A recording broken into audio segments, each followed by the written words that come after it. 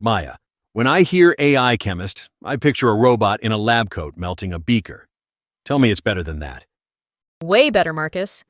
OpenAI just put a near-autonomous AI to work on real medicinal chemistry, and it actually improved a hard reaction.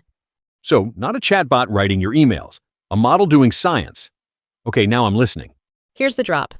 OpenAI teamed up with a company called Molecule.one, and they used GPT 5.4 as a near-autonomous AI chemist.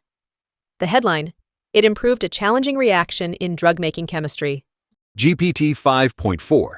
So, the frontier model isn't just bigger, it's being pointed at a lab bench. What does improved a reaction actually mean to someone outside chemistry? Think of drug development as a maze of chemical steps. Some steps are slow, low yield, expensive. If an AI can find a better path through one of those steps, you get more usable compound, faster. And that's the boring-sounding part that actually moves medicine forward. And here's my receipts moment. This is OpenAI's own announcement, with a partner. Near Autonomous is doing some heavy lifting. That means humans were still in the loop. Totally fair. It's one reaction, one collaboration, not a robot curing disease overnight.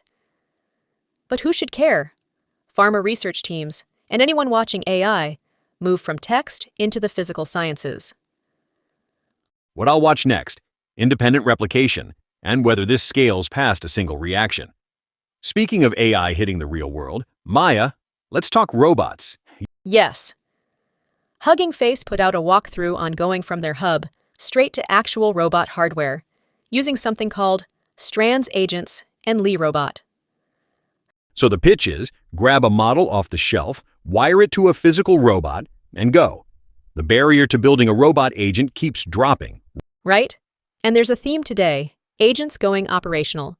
There's also a paper on data intelligence agents that uses autonomous coding agents to interpret and query messy enterprise data. That's the unglamorous plumbing companies actually need. And the caveat for both: these are tutorials and research papers, not battle-tested products. Cool capability, early days. Which brings us to the reality check, Marcus. While labs sprint, the public is getting nervous. Here are the numbers. A new Pew poll says 49% of Americans use chatbots at least occasionally, up from 33% back in 2024. But 63% think AI is advancing too quickly.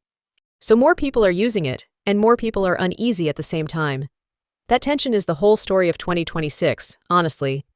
And the policy side is getting messy fast. The Verge reports Anthropic spent this week fighting to get its newest models back online after the Trump administration abruptly ordered it to cut access for all foreign nationals. And that reportedly included people inside the US and Anthropic's own employees, forcing them to block access to models called Fable 5 and Mythos 5. Export rules nobody fully understands, hitting a frontier lab overnight. The caveat: this is fast-moving and still being untangled. But it's a reminder: the bottleneck for AI right now isn't always the tech. It's policy and ROI. On ROI, an NEA investor noted enterprises are still figuring out whether AI pays off. The report says some companies blew through AI budgets and even cut licenses. The bill, as they say, came due.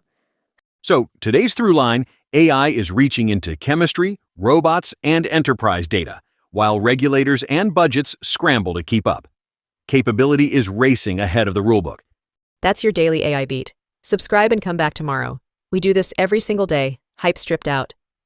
Tomorrow we're watching for any independent results on that AI chemist and where the Anthropic export fight lands. See you then. See you tomorrow, Marcus. Same time, same beat.